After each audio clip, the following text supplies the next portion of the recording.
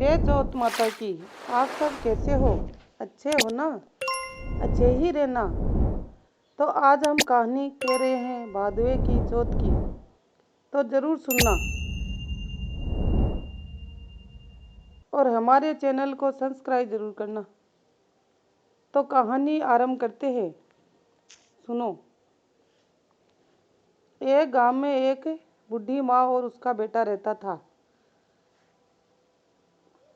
बेटा गांव की गायों को चरा के घर का खर्चा चलाता था। उसकी माँ चौथ माता का व्रत करती थी। वह भादवे की चौथ को चूरमे के 5 लड्डू बनाती थी। इसमें से एक चौथ माता का चढ़ावा, एक गणेश जी के चढ़ाती, एक हाथ का निकाल कर दान करती, एक बेटे को खिलाती और एक खुद खाती।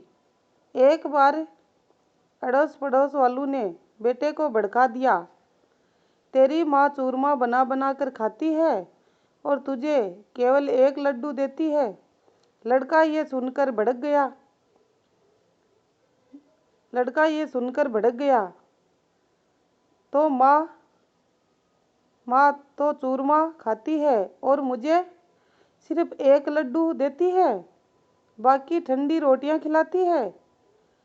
उसने माँ से कहा, ठंडी रोटी खाकर मेरे से गायें नहीं चराई जाएगी, इसलिए तू चौथ माता का व्रत छोड़ दो। इस पर माँ ने कहा, बेटा, मैं चौथ माता का व्रत तेरी सुख शांति के लिए ही करती हूँ।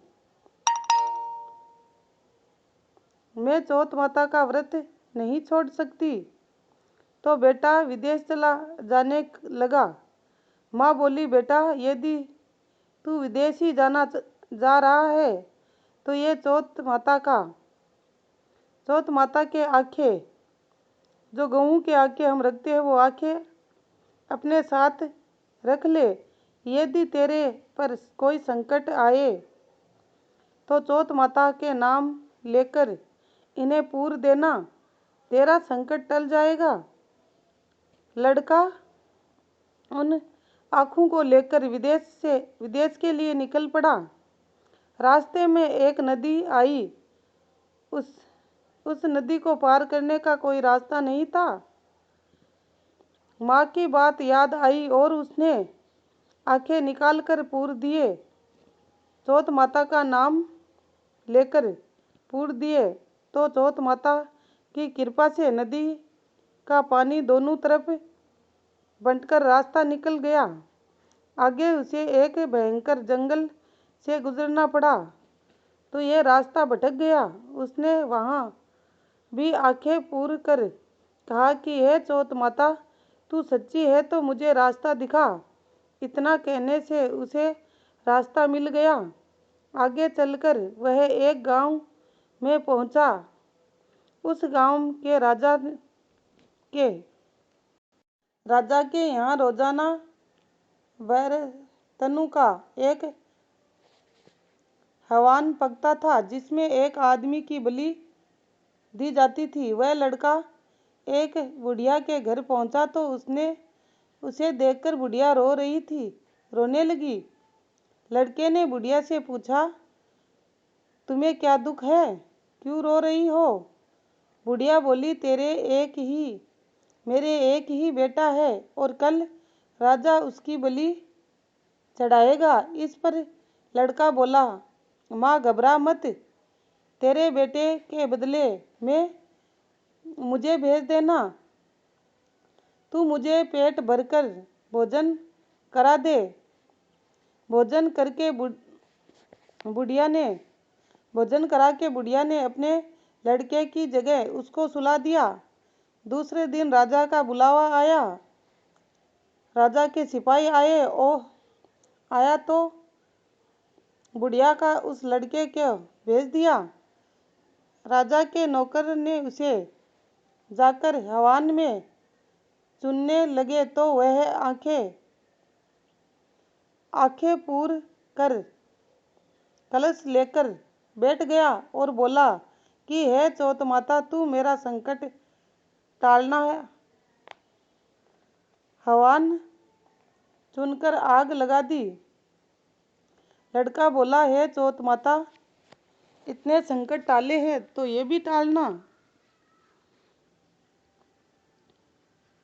हवन चुनकर आग लगा दी गई और महीने भर में पकने वाला हवन एक दिन में पक गया।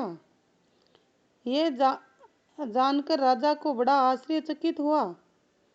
राजा खुद देखने आया और नौकरों को हवन के कलश उतारने को कहा। नौकर कलश उतारने लगे तो अंदर से आवाज आई, बर्तन धीरे उतारना।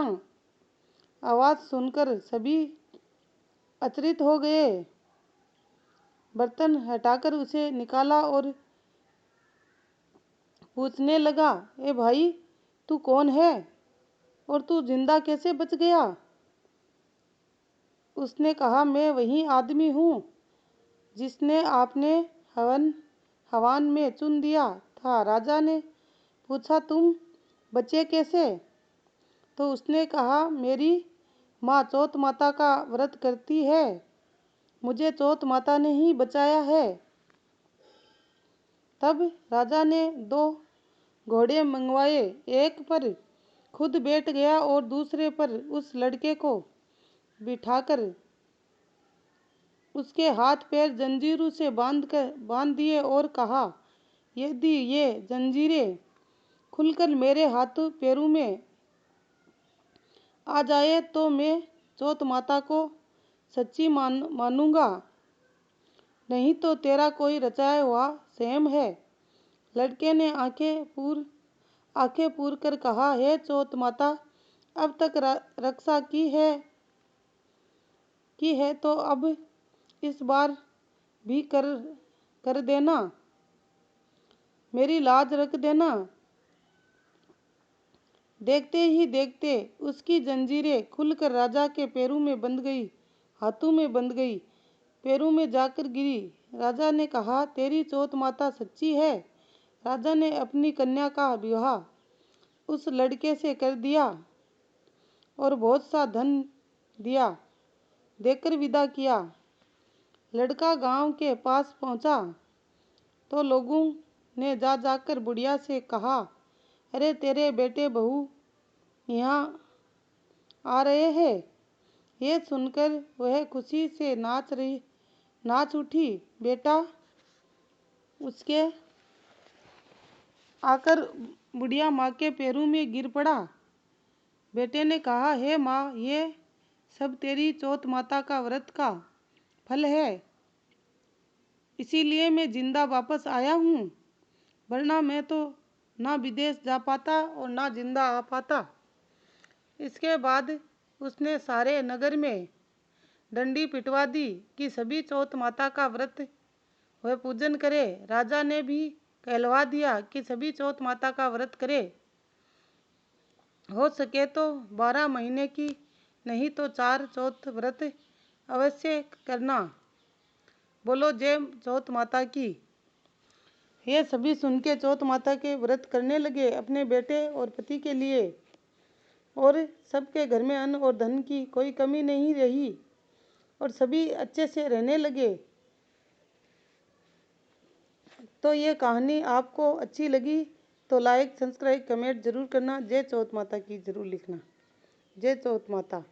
जिसने भी व्रत किया है वो चौथ माता जरूर लिखे। चौथ माता की कृपा होगी आपके बेटों पर और आपके परिवार पर। जय चौथ माता।